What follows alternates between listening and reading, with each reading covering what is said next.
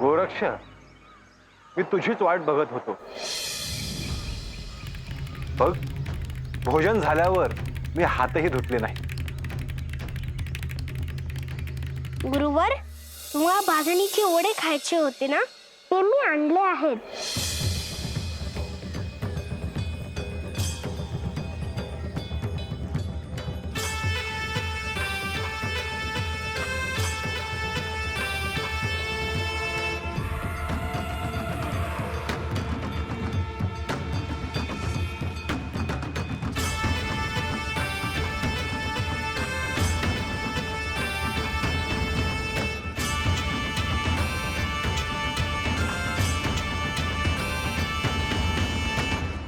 त्या मातेने पुन्हा ताट भरून दिले आहे. गोरक्ष, तू माझ्यासाठी इतके कष्ट घेतलेस,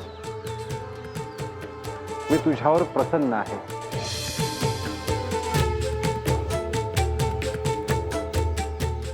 परंतु तू हाताने डोळा का झाकला आहे? काही नाही गुरुवर, तुम्ही आधी भोजन केलं आणि तुम्हाला प्रिय असलेले वडे तुम्ही खाल्ले तर मला आनंद होईल. तू माझ्यापासून काहीतरी लपवतो आहेस गोरक्ष. तुम्ही आधी भोजन करा गुरुवर, नंतर मी सांगू शकेन.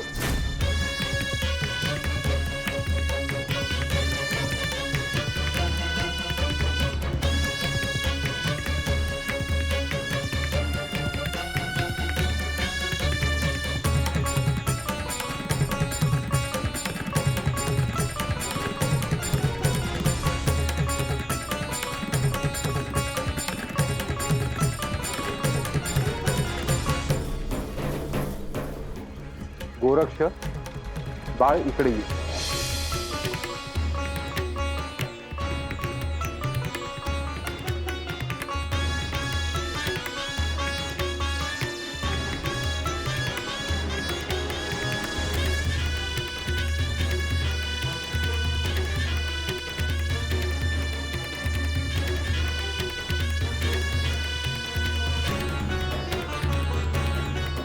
डोळ्यावरचा हात काढ.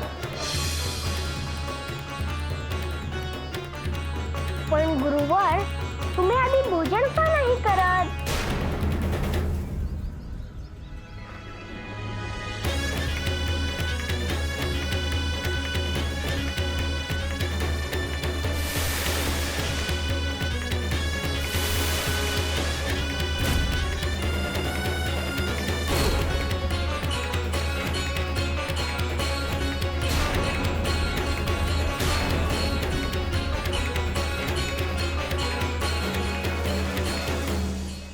गुरु शिष्यांच्या नात्यात ह्यापेक्षा अधिक दृढ विश्वास, श्रद्धा काय असू शकते? गुरूंविषयी अत्यंतिक प्रेम असल्याशिवाय असे घडू शकत नाही.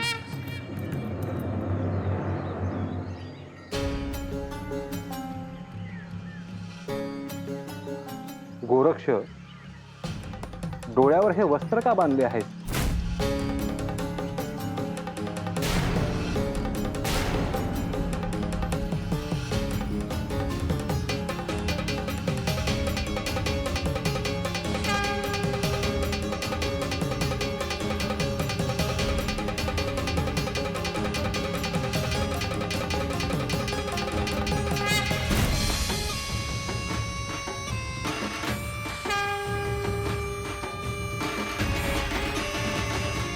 हे काय गोरक्ष, तुझ्या डोळ्यातून रक्तस्राव होतो आहे.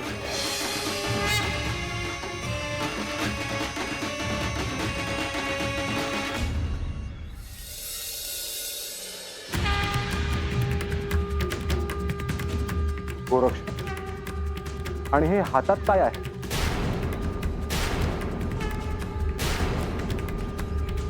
दाखव मला.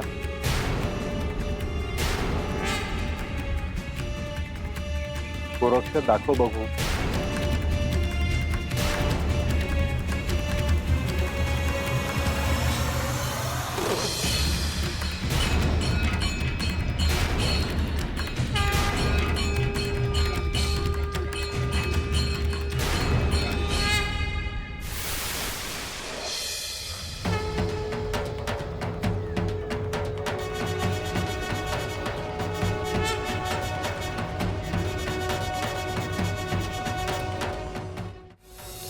काय झाले आहे आपण नंतर बघू.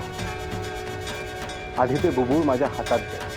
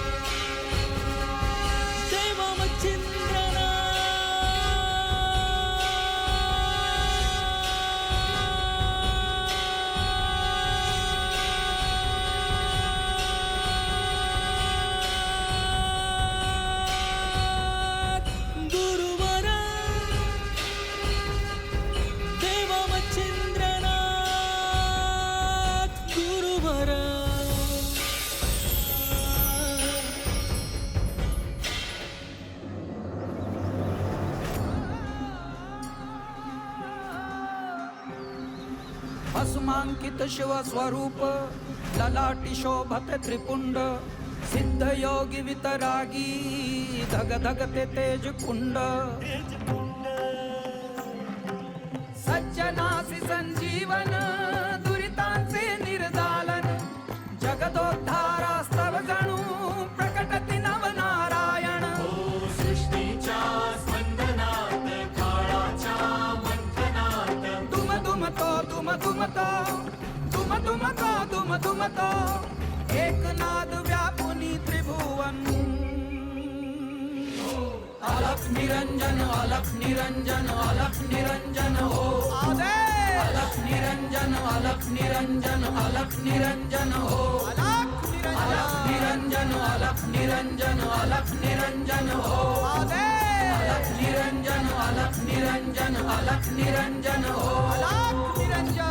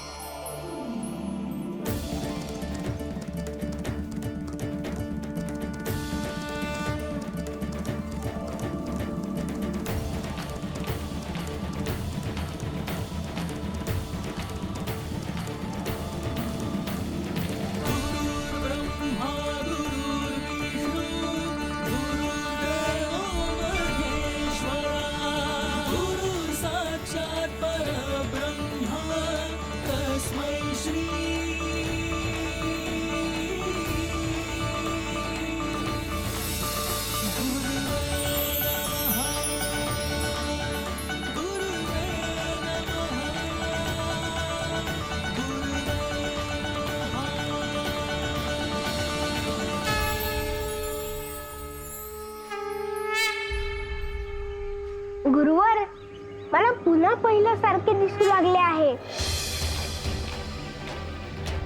गोरक्ष, मी तुझी कठोर परीक्षा पाहिली आणि त्या परीक्षेत तू उत्तीर्ण झालास.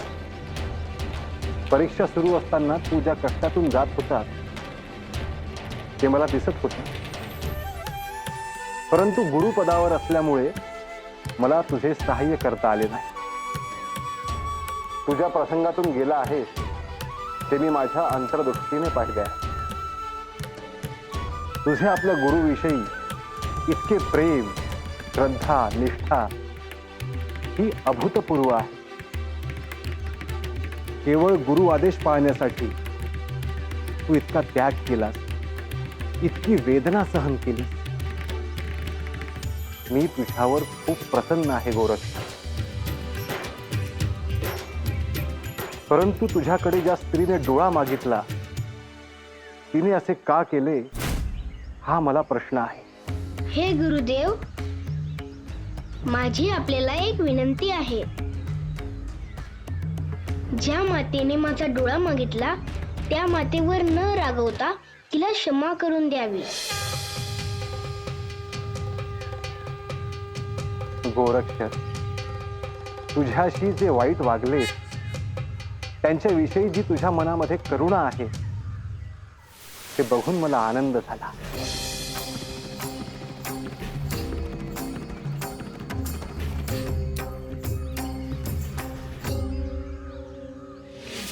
अलख निरंजन अलख निरंजन अलख निरंजन हो अलख निरंजन अलख निरंजन अलख निरंजन. कनकगिरी ग्रामात जी घटना घडली त्यातून गोरक्षचे मच्छिंद्रनाथावर असलेले अपार प्रेम दिसले. तुझ्यावर असलेली त्याची निष्ठा आणि प्रेम याचे हे सात्यंत उदाहरण होते. दिवसेंदिवस चंद्र जसा कलाकलाने वाढतो तसे गोरक्षचे प्रेम वाढत जाईल.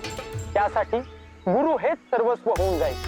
तूच त्याची माता, तूच त्याचा पिता, तूच त्याचा बंधू आणि तूच त्याचा सखा होणार आहेस.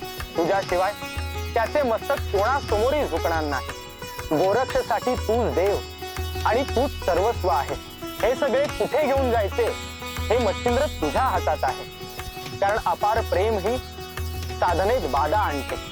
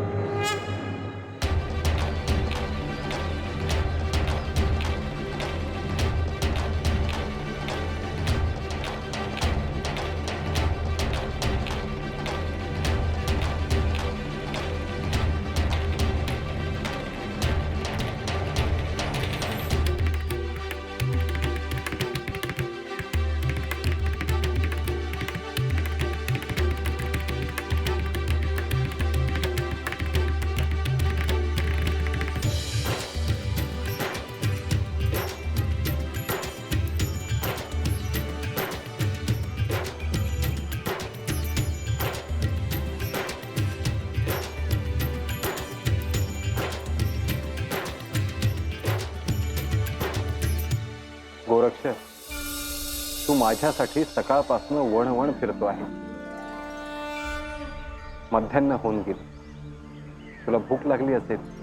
नाही गुरुवर, तुम्हाला भाजणीचे वडे मिळावे हीच माझी इच्छा होती. तर तुम्ही हे वडे आधी खावेत असं मला वाटतं. गोरक्ष, तुला असं वाटतं का की माझं मन ह्या अन्न पदार्थामध्ये अडकलं आहे? तुझी कठोर परीक्षा पाहणे मला भाग होते. मला कुठल्याही गोष्टींचा मोह नाही गोरक्ष.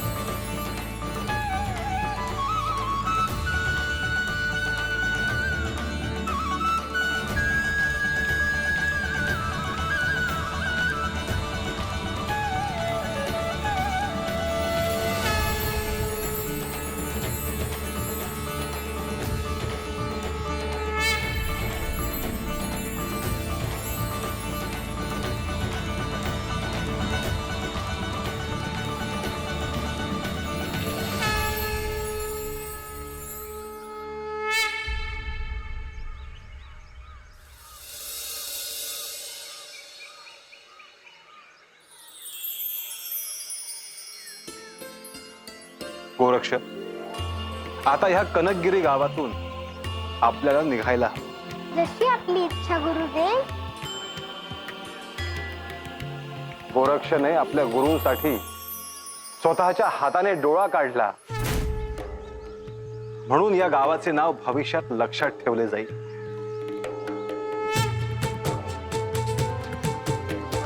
गुरुदेव, परंतु तुम्ही त्या मातेला क्षमा केली ना, जिने माझा डोळा मागितला होता. होय गोरक्ष, अन्यथा तिला माझा शाप भोगावा लागला. आणि मला खात्री आहे तिला या सगळ्याचा पश्चाताप होत असावा. गोरक्ष, भिक्षा मागण्यासाठी दारात जो कोणी येईल त्याला भिक्षान्न देणे हा धर्म समजला जावा. परमेश्वराने स्वतः प्रत्येकाला ज्याच्या त्याच्या कर्मानुसार कार्य दिले आहे. गृहस्थाश्रमात असलेल्या व्यक्तीने काया, वाचा, मन ह्यातून सेवा करावी. परमेश्वराने गृहस्थाला उमऱ्याच्या आत आणि भिक्षा मागणाऱ्याला उमऱ्याच्या बाहेर ठेवले आहे. देणारा दाता नव्हे की घेणारा याचक नव्हे. ही परमनियतीने केलेली योजना आहे. उमऱ्याच्या आत असलेल्याने गर्व करू नये, कारण जी परमनियती तुम्हाला दाता बनवू शकते तीच तुम्हाला याचकही बनवू शकते.